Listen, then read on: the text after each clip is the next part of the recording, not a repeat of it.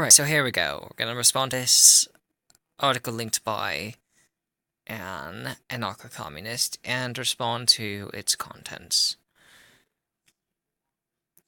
I.1.2 Is libertarian communism possible? In a word, no. While the calculation argument, see the last section, is often used by propertarians, so-called right-wing libertarians always have to demean the other side, I see. Um, uh, as the base argument that communism, a moneyless society, is impossible based on the false ideas of what prices do, the nature of the market, and how a communist anarchist society would function. This is hardly surprising, as Mises based his theory on a variation of neoclassical economics and the Marxist social democratic and so Leninist ideas of what a socialist economy would look like. So there has been little discussion of what a true, i.e., libertarian communist society would look like, one that utterly transformed the existing conditions of the property of workers, self-management, and the abolition of both wage labor and money. It is useful here to indicate exactly why communism would work and why the calculation argument is flawed as an objection to it. Interesting. I'm occasionally seeing this word pop up. Propertarians. Property. The biggest argument to be had between communists and capitalists is the idea of what constitutes personal property and what does not. And, that's kind of a topic for another day, but to put it, or maybe it'll come up later, I don't know, but to put it short, the capitalist defines it as, that which you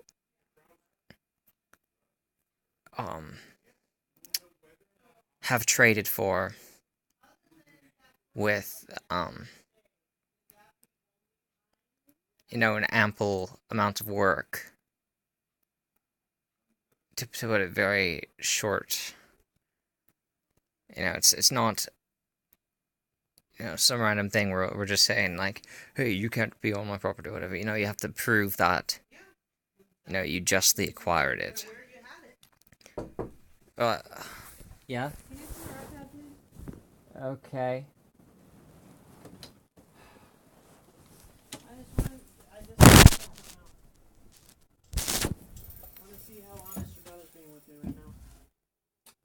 Oh, can you? It's stuck in the curtain. Oh, shoot. I'm sorry.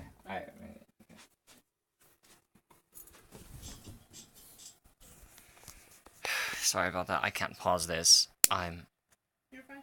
Well, yeah. I really wish I could. Because I don't want this irrelevant audio to be cut in with it.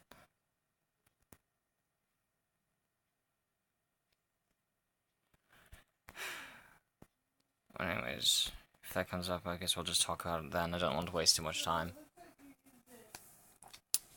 Mises argued that without money, there was no way a socialist economy would make rational production decisions. Not even Mises denied that a moneyless society could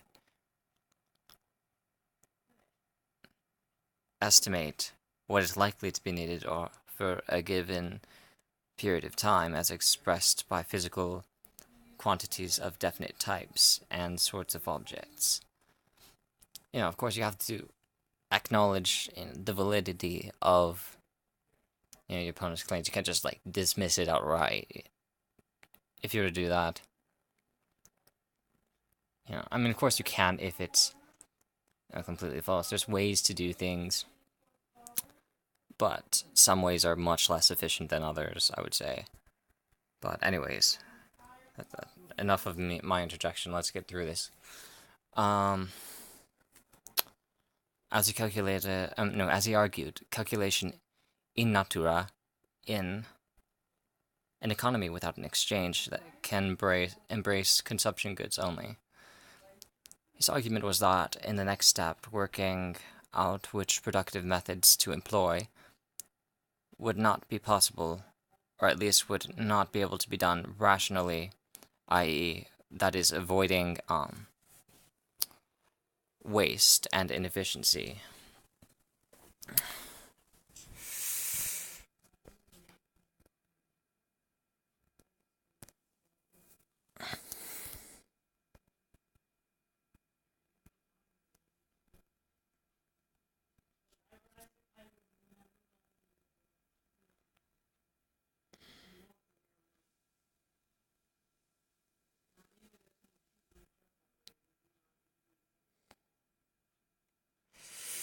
I'm sorry, I kind of lost my spot somehow.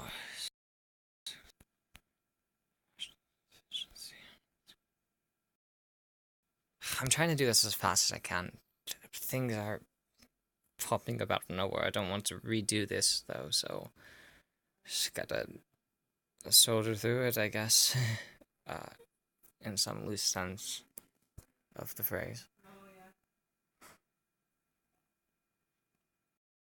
Yeah, but then she's still got an RBI.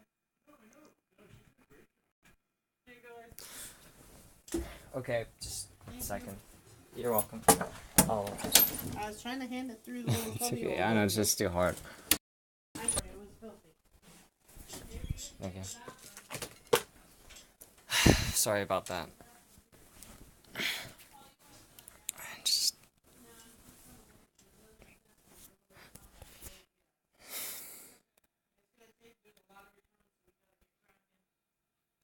evaluation of producer goods can only be done with some kind of economic calculation. The human mind cannot orient itself properly among the bewildering mass of intermediate products and potentialities without such aid.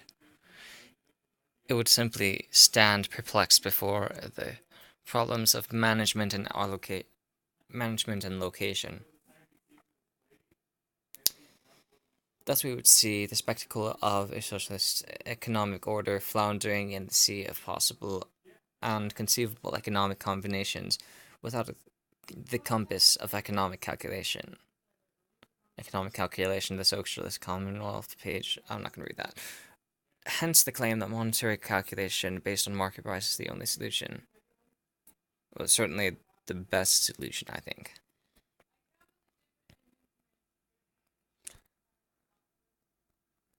This argument is not without force. Not without its force. How can a producer be expected to know if tin is a better use of resources than iron when creating a product when all they know is that iron and tin are available and suitable for the purpose? Or if we have a consumer good which can be made with A plus 2B or 2A plus B, where A and B are both input factors such as steel, oil, electricity, etc. How can we tell which method is more efficient? That is, which one used the least resources and so left the most over for other uses? With market prices, Mises argued, it is simple. If A costs $10 and B $5, then clearly the method one would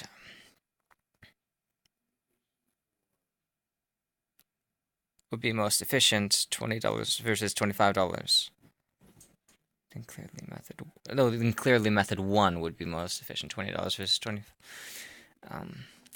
Without the market, Mises argued, such a decision would be impossible, so every decision would be groping in the dark. Yeah, and this is all stuff that I largely agree with by Mises. You know. But I hate it when that happens. Okay, at least it's right here.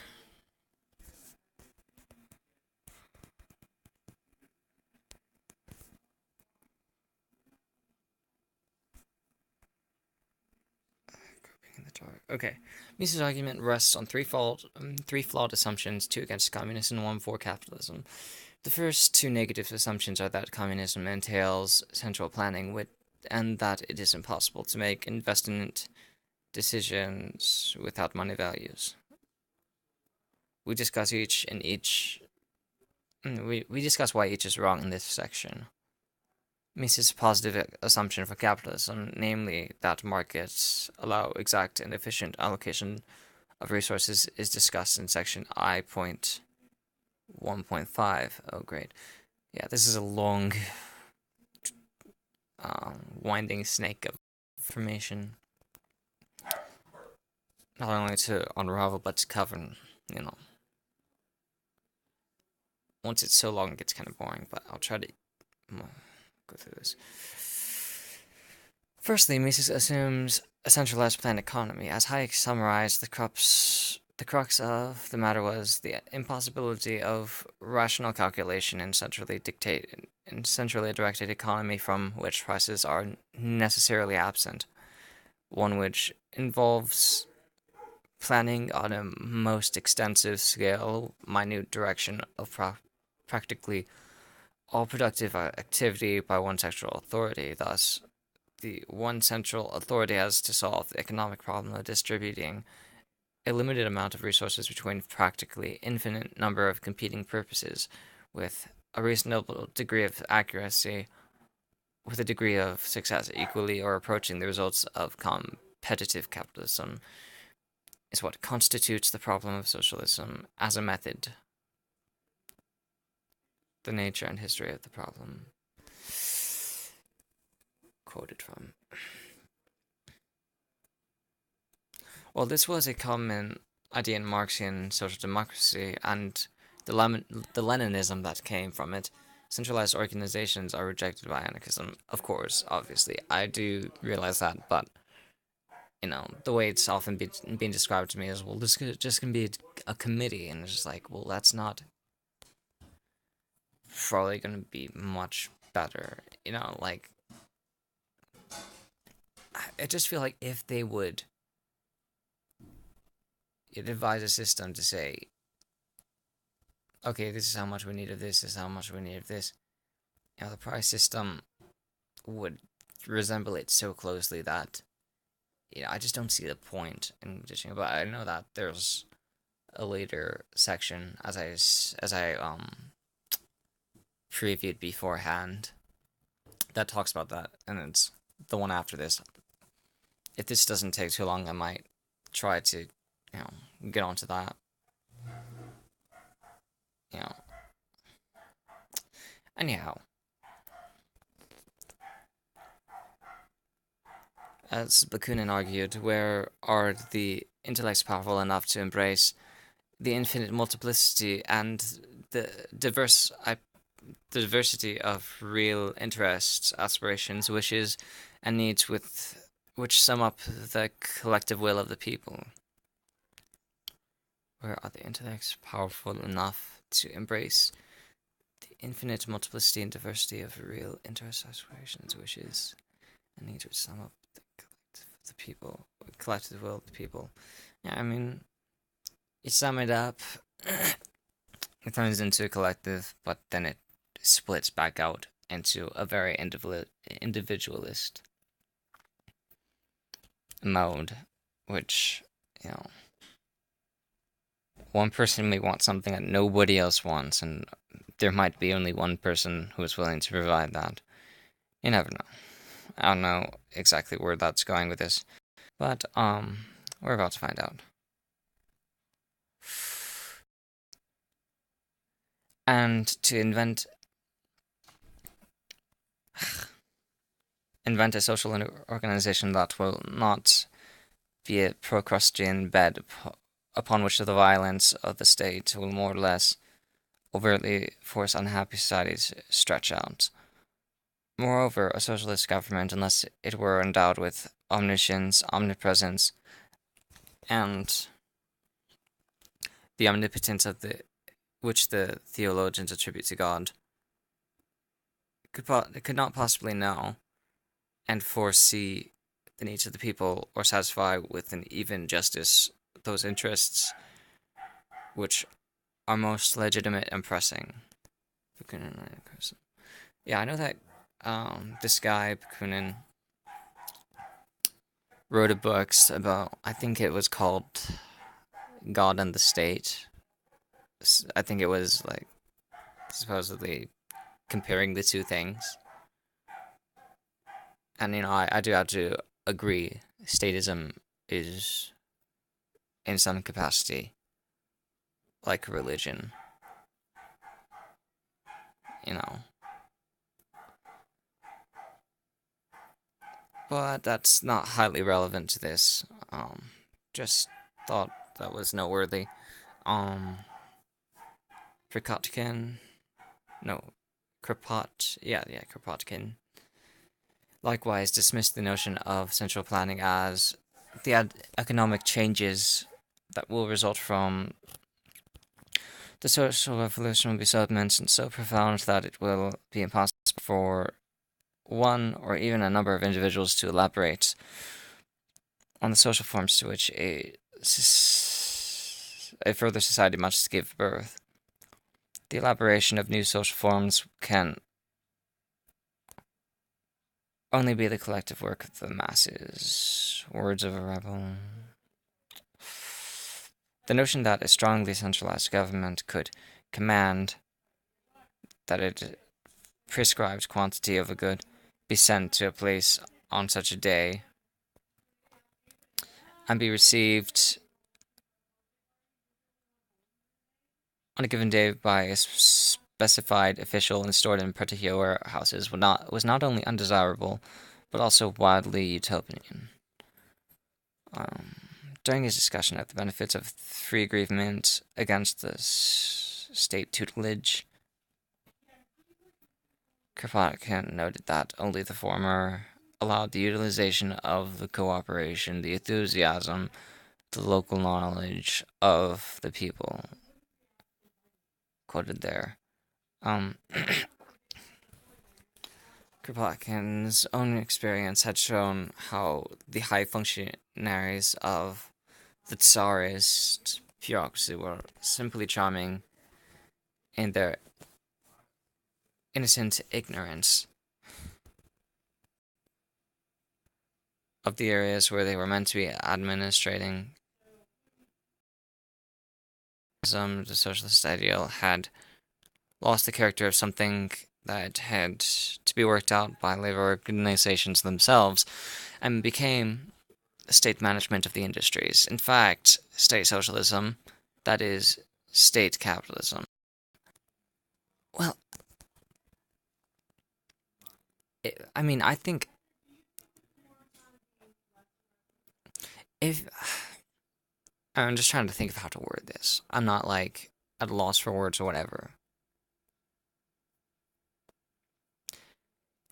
If I can't say that corporatism is distinct from capitalism, at least in the anarchist sense of word, which you detest, obviously, that there could be such a thing, but I wouldn't bother you in a stateless society with capitalism.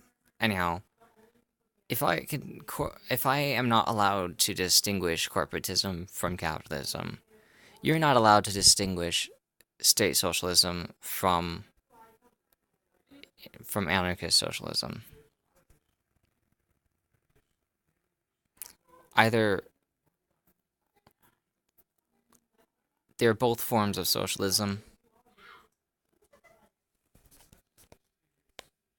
or state socialism, the state being added into the equation, is something different entirely, and so is corporatism from capitalism. And hopefully we can agree on that, because I'm just noticing some double standards here.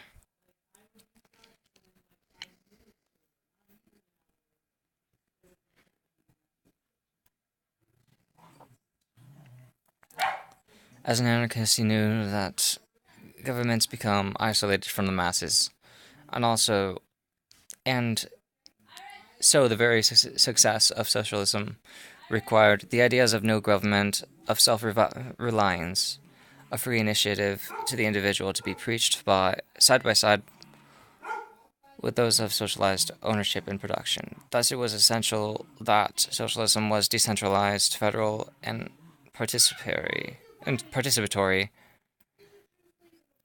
that the structure of society which we longed for was worked out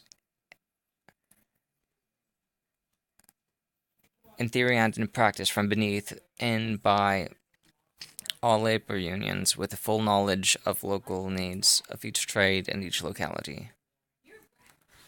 Quoted there. Man, there's so much noise outside. It's so hard to concentrate. Could have just picked a better time, but when you feel inspired to do something, you just have to do it.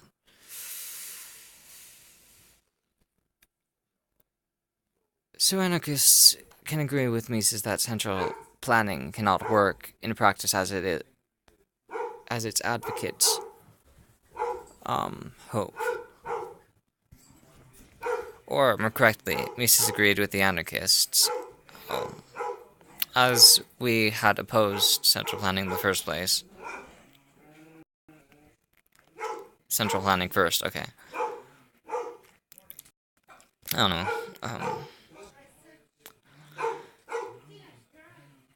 We have long recognized that no small body of people can be expected to know what happens in society and plan accordingly. No single brain, nor any bureau of brains, can see to this organization. By Isaac Puente. Moreover, there is the pressing question of freedom as well, for the despotism of the socialist state would be equal to the despotism of this present state, increased by the economic despotism of all the capital which would pass into the hands of the state, and the whole would be multiplied by all the centralization necessary for this new state. And it is for this reason that we, as anarchists, Friends of Liberty, we intend to fight them to the end. Interesting they say that. If this is the reason for it being called state capitalism, because the capital is in the hands of the state, wouldn't anarcho-communism also be accurately termed communist capitalism? Because the capitalism is in the hands of the community, isn't that? I mean, if that's your reasoning, just being logically consistent here, you know. Not to say that it is, just speculating. As John O'Neill summarizes, the argument against central planning is one that has been articulated within the history of social planning as an argument for democratic and decentralized decision-making. Quoted there. So, for good economic and political reasons, anarchists reject central planning. This central libertarian socialist position feeds directly into refuting Mises' argument for why a centralized system would need to compare a large, infinite number of possible alternatives to a large number of possible needs. This is not the case in a decentralized system. Rather than a vast multitude of alternatives which would swamp a centralized planning agency, one workplace comparing different alternatives to meet a specific need for a much lower number of possibilities as the objective technical requirements, use values of a project are known, and so local knowledge will eliminate most of the options available to a small number which can be directly compared. Let's see. Let's reread this just to make sure we're getting every detail.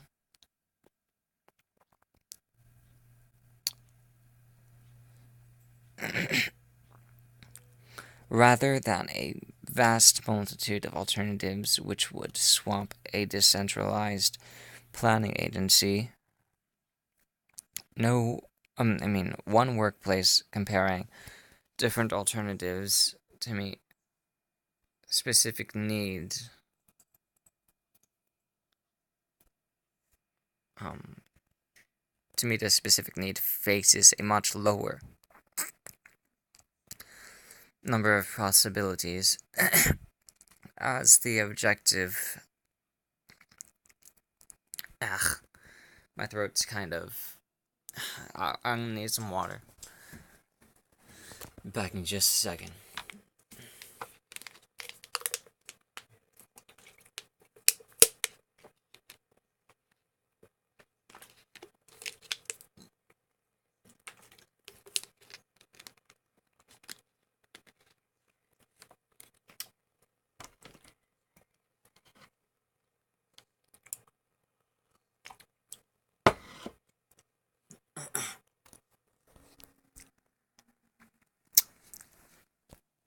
Alright.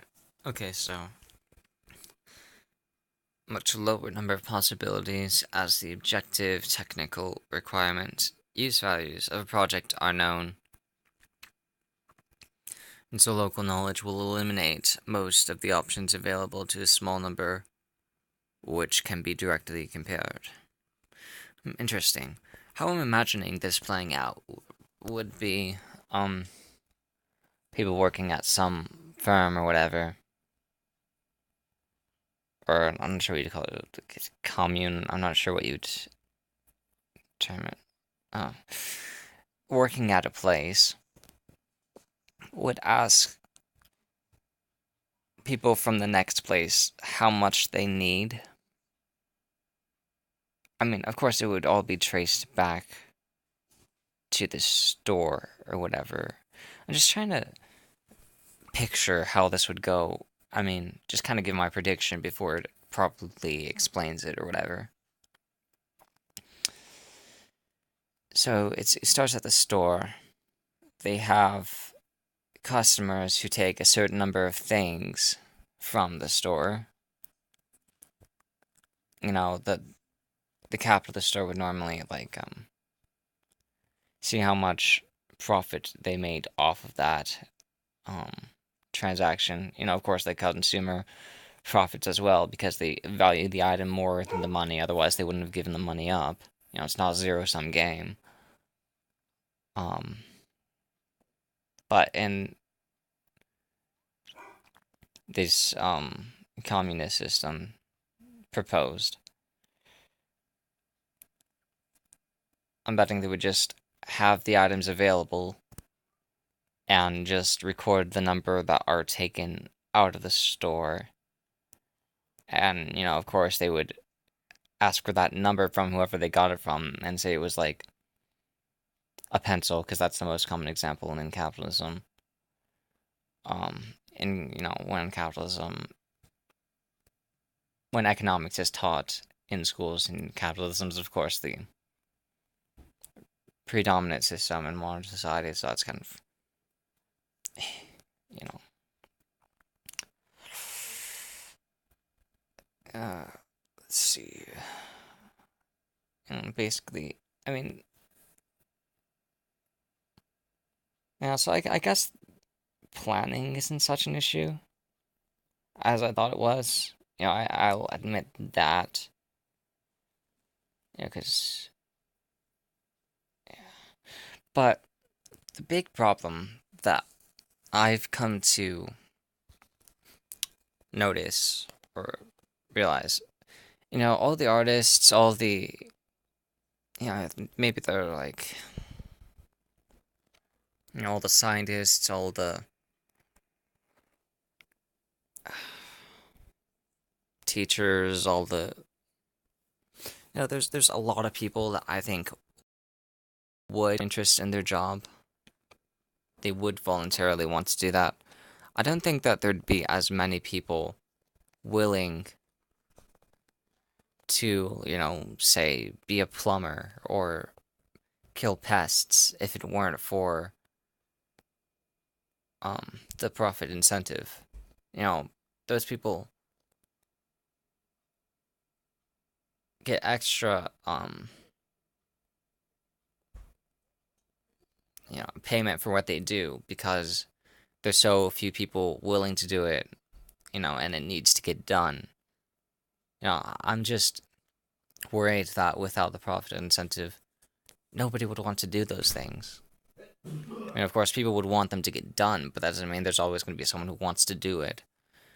I think that's a fundamental, problem between um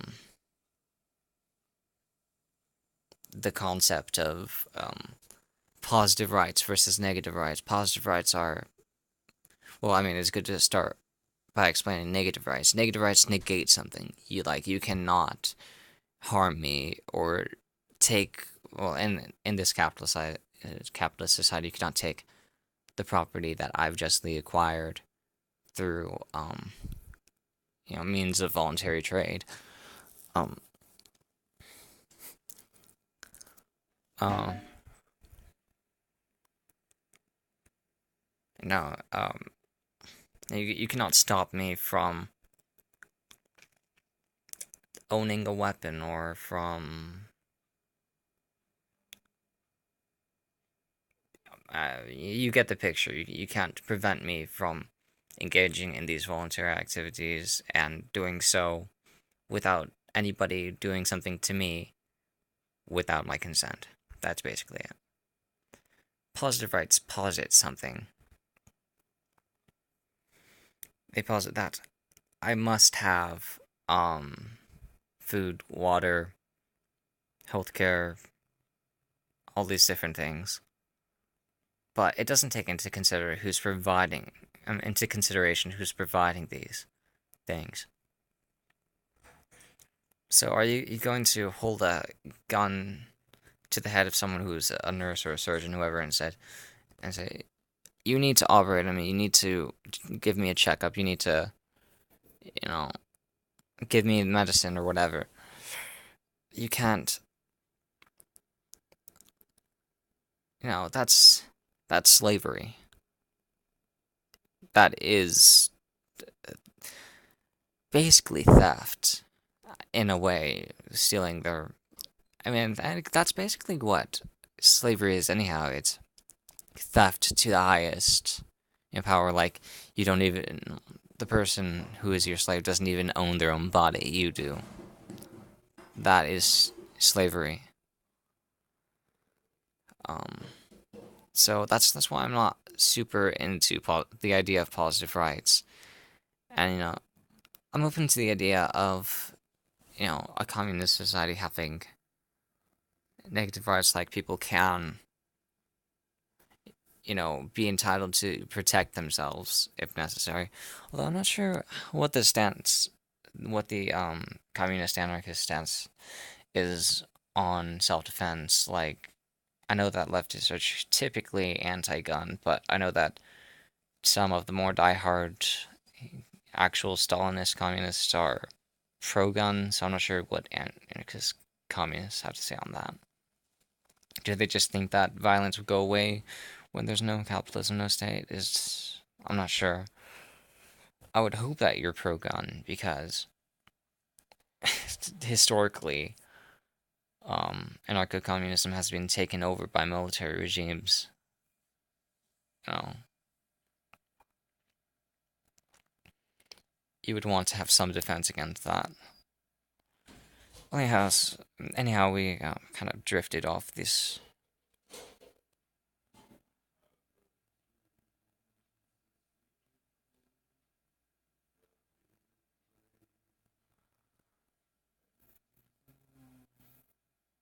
Um, as such, removing the assumption of the central planning body automatically drains Mises' critique of much of its force, rather than in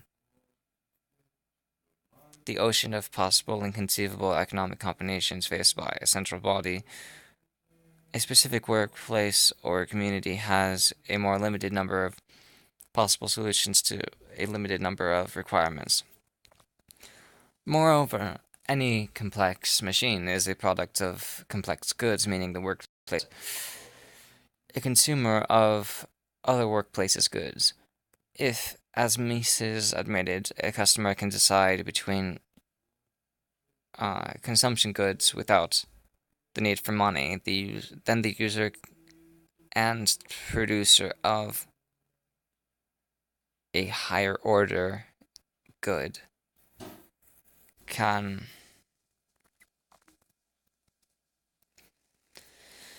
decide between consumption and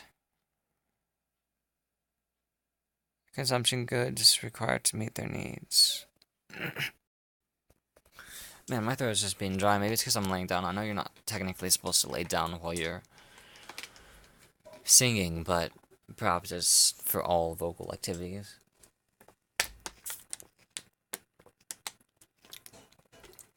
I also noticed my speech becoming a little slurred, probably because I'm talking so fast.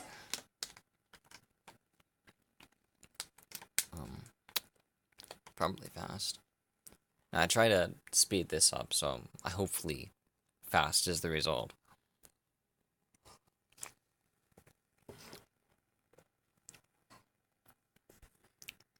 More of an complex machine is a product of.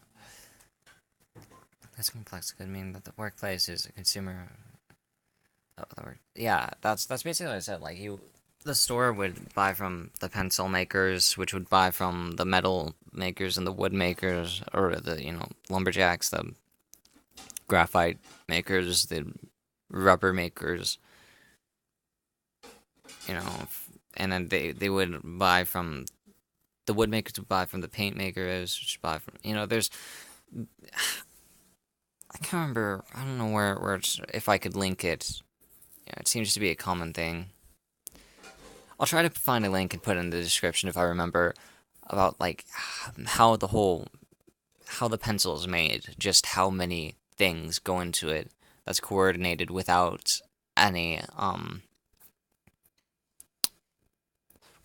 mandating, hey, you need to do this, you need to do that, and there is a direct profit incentive. And I'm kind of interested to see if society can work and can operate without a profit incentive. So now that I think about it, I'm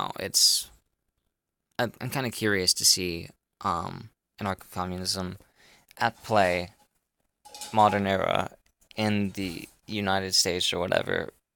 But I don't think it will probably. I'm not entirely convinced it will work, on full scale, and I don't think that it's by any means a better system than capitalism. I think we could. We'll just see. But I am betting on capitalism in this.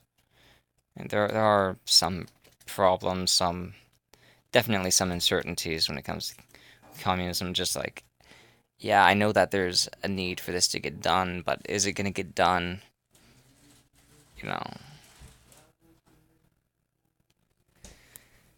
Maybe that's gonna be answered. Whatever. Consumer can decide between consumption goods without the need for money.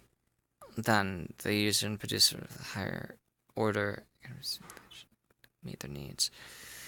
In terms of decision making, it is true that centralized planning agency would be swamped by the multiple options available to it. However, in a decentralized socialist system involving workplaces and communes,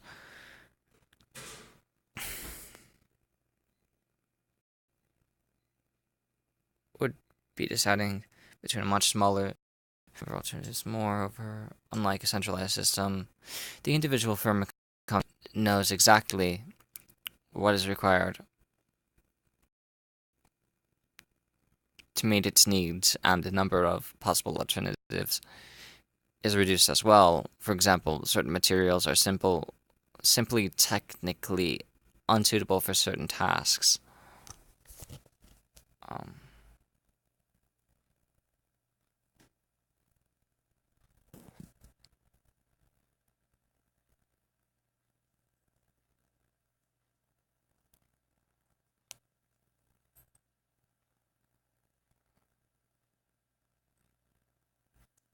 Whatever. I don't know.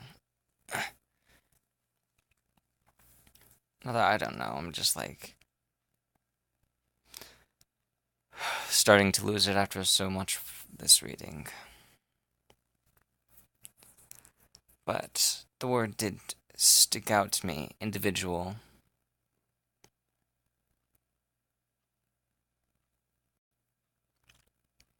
And I think that's something that is very important.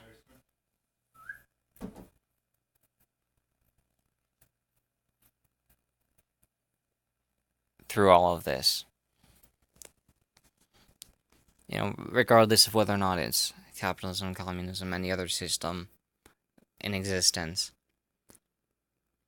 a key component is individualism, individual liberty. You know, people able to make their own decisions independently without anybody else's say so. At least to a certain degree. And this, I think it all comes back to this whole thing with central planning. Like, no one person knows what's good for every individual person. They only know what's good for themselves. And that's where rights come in. More specifically, negative rights. We already went over that. So, yeah. Mises' other assumption is equally flawed. This is that without the market, no information is passed between the producers beyond the final outcome of production. In other words, he assumed that the final product is all that counts in evaluating its use. Needless to say, it is true that without more information than the name of a given product, it is impossible to determine whether using it would be an efficient utilization of resources.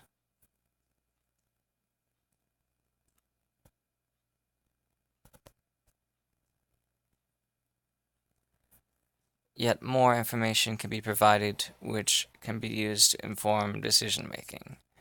Socialists Adam Buick and John Crump point out at the level of individual production unit or industry, the only calculation that would be necessary in socialism would be the calculations in kind. On the one side would be recorded the resources, material, equipment, labor, used up in the production, and on the other amount would be the amount of good produced together with any byproducts. Socialist production is simply the production of use values from use values and nothing more. I guess just words. Thus any good used as input into a production process would require the communication of this kind of information. The generation and communication of such information implies decentralized horizontal network between consumers. Is there anything comment I want to put in this? Oh no, I kind of had a thought while I was reading it. Something like, what was it? What was it?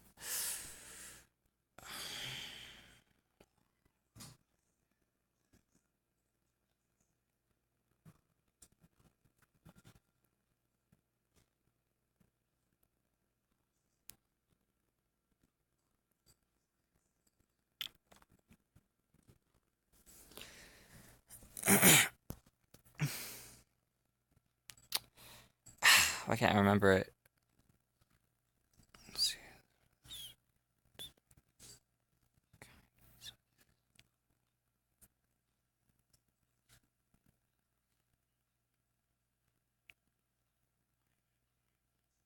Oh yes, yeah, it was the whole concept of what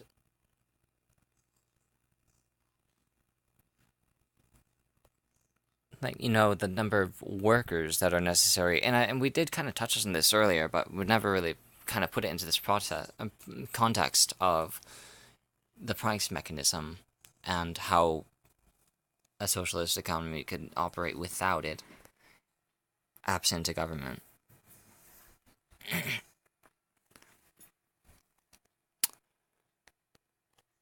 Workers. So they're not being paid, yeah, but people need them. People have a demand for them. They need people to produce the goods. Well, you can't just force workers to work for you. I mean, there'd have to be like some intense, I don't know, propaganda, the intense advertisement. I mean, I'm sure people would understand the necessity of work to some degree, but who's to say they'll fill their quotas or whatever? I mean, this just feels so wrong, and not the entire concept of it, but I'm just trying to think of how this would theoretically work. Just like you can't just demand a quota of workers, like.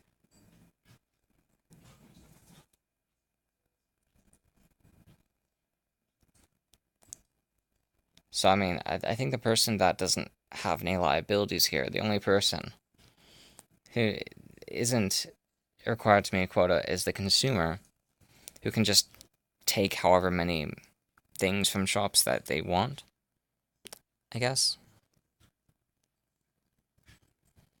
I'm a bit confused on that. Like, I know that there was this whole idea of a voucher system or whatever. And it might be merit, but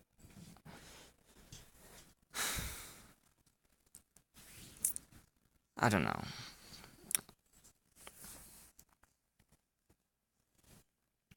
We'll just have to keep on reading through this. I might be wrong on either accounts. Maybe I'm being too generous to socialism. Maybe I'm being um not generous enough. Though I hardly think the latter is true, to be honest. These other assumptions. Other assumptions is equally. Did I already read this one? Yeah, I did. The generation and communication of such information implies a decentralized horizontal network between producers and consumers. This is because what counts as a use value can only be determined by those directly using it.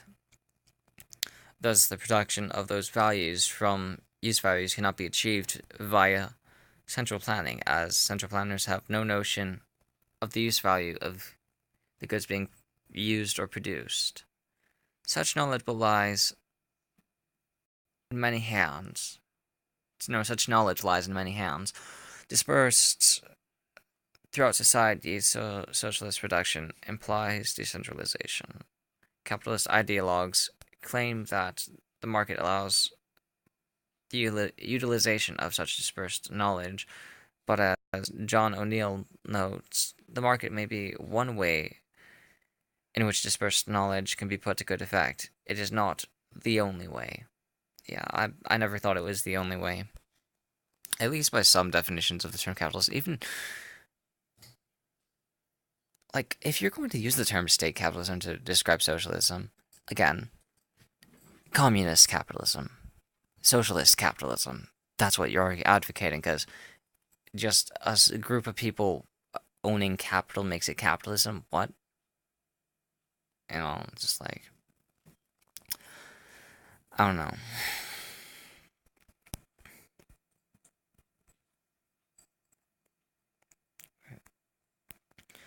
The strength of the epistemological argument for the market depends on the impossibility of assuming that all knowledge can be centralized upon some particular planning agency, he stresses, but Mises' argument ignores, however, the existence of decentralized but predominantly non-market institutions for the distribution of knowledge. The assumption that only the market can coordinate dispersed vocalizable knowledge is false.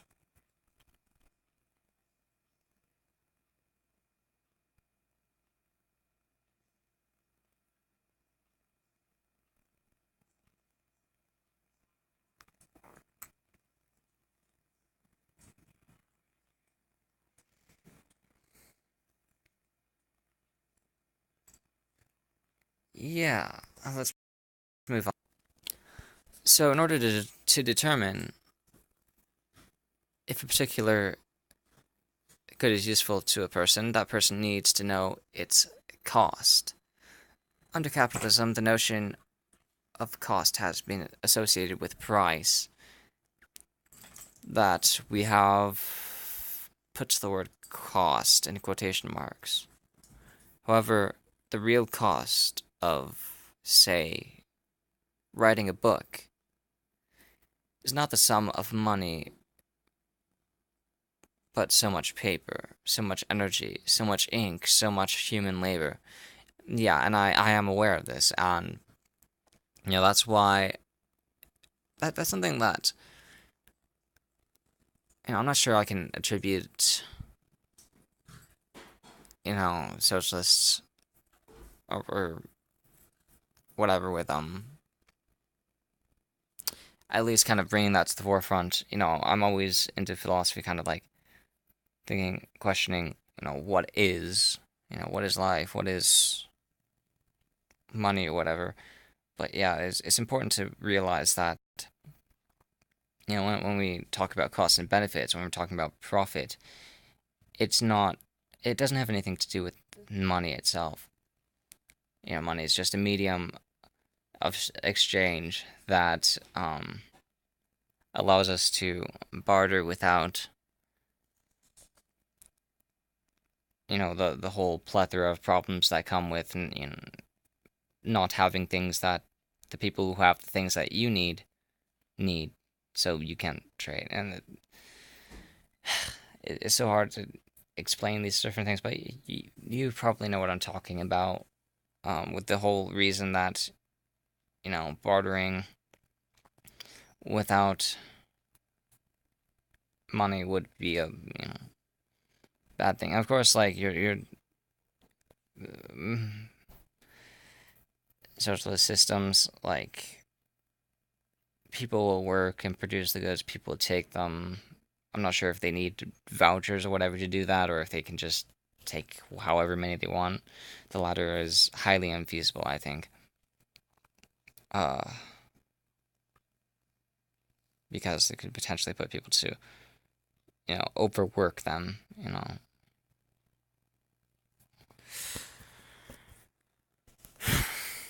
And they don't, nobody is forcing to work since it's anarchist, but I guess.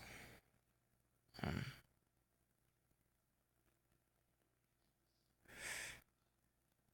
anyhow. What was I talking about?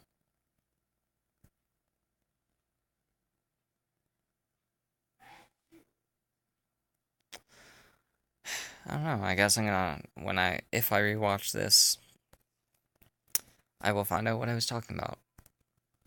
So in order to determine if a specific good is useful to a person, that person needs to know its cost. Oh yeah, that's right. We were talking about cost. Yeah. Yeah, so we're basically talking about how economics is about human transaction more than it is about the exchange of money for goods and services.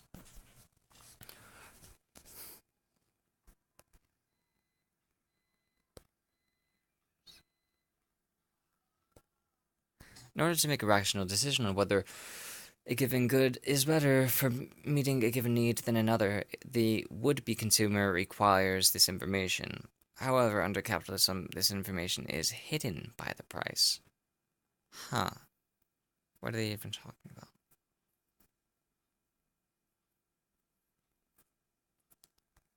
Are you saying that the information about what it is that you're using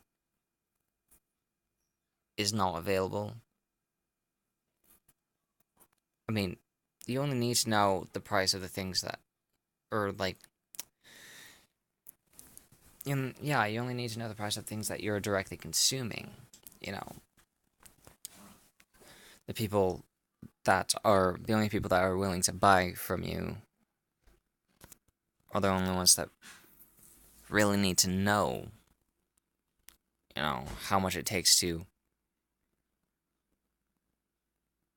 create something. You know, I do think that it's good to be privy to exactly what goes into making things, but it's not essential.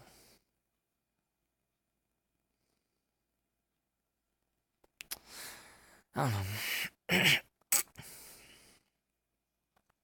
Somewhat ironically, given how Austrian economics tends to stress that the informational limitations are the roots of its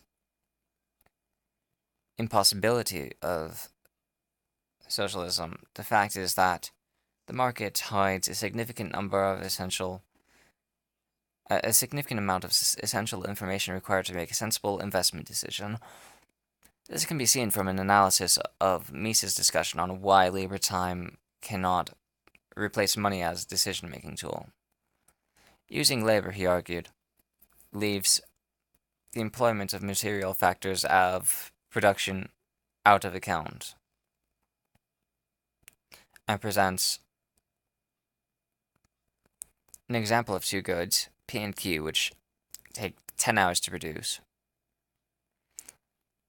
P takes 8 hours of labor, plus 2 units of raw material A, which is produced by an hour's socially necessary labor.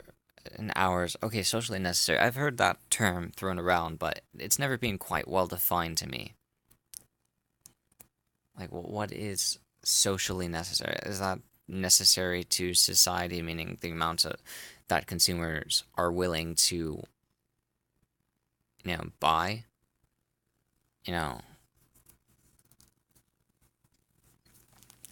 Because in that case, again, the market solves this. But I guess this is a defense of communism, not a criticism of capitalism, which I appreciate, because too much of communism seems to be, to me, just bashing on capitalism. Just hating on the capitalism to the fullest, but that's not a productive way to do it. I mean, if communism is so good, it should be able to be explained like this, and then the flaws inherent to capitalism should be obvious to me. Or be like, oh, well, we don't have that now, but in this proposed society, that would be taken care of. You don't know what's wrong until you experience the alternatives, I guess. Like, that's why so many people working in China in these, like, sweatshop conditions and whatnot. You'll see a lot of them, like, with a smile on their face, just, kind of sitting around, stitching things together and whatever. And we look at them and we're like, how are you not miserable? And, they just don't know more than that. They would be miserable if they had experienced more than that, I think. And I do want better for them. I do think that they deserve better, but it started kind of their oppressive government kind of letting off. But, I mean, and that's just the thing. You see, the change has already started there. They just need to experience a cultural shift from, away from, the totalitarian communist regime that they were in, the kind of environment that brewed, and towards a more individualistic society.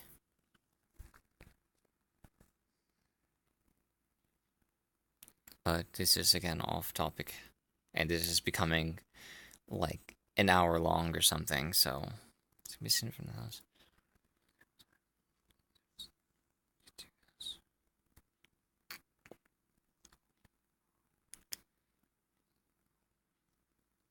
Q takes 9 hours of labor to produce 1 unit of A. He asserts that in terms of labor, P and Q are equivalent, but in terms of but in value terms, P is more valuable than Q. The former is false, and only later corresponds to the nature and purpose of calculation.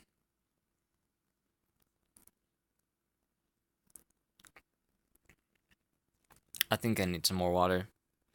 Please excuse me.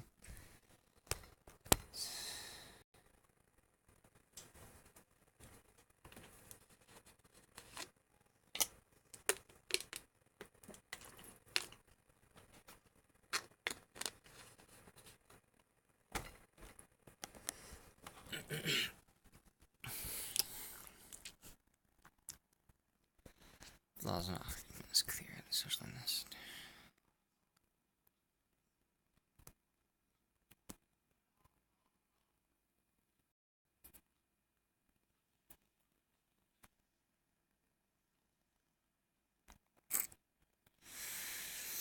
The flaw in his argument is clear, assuming that an hour of socially necessary labor is $10.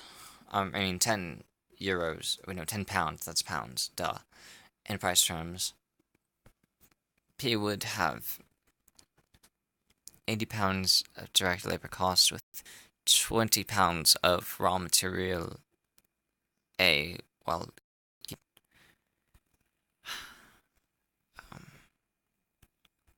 just so we can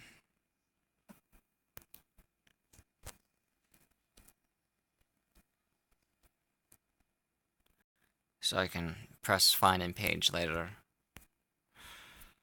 I'm just left I have of this, or did it move on to the next section yet?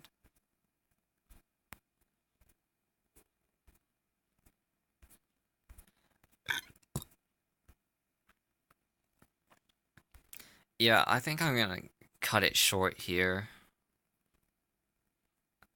Yeah, maybe I'll do a separate video responding to the rest of this section. But yeah, I don't want to bore you to death. Maybe too late for that. But anyways, thanks for listening. Thanks for watching. See you later.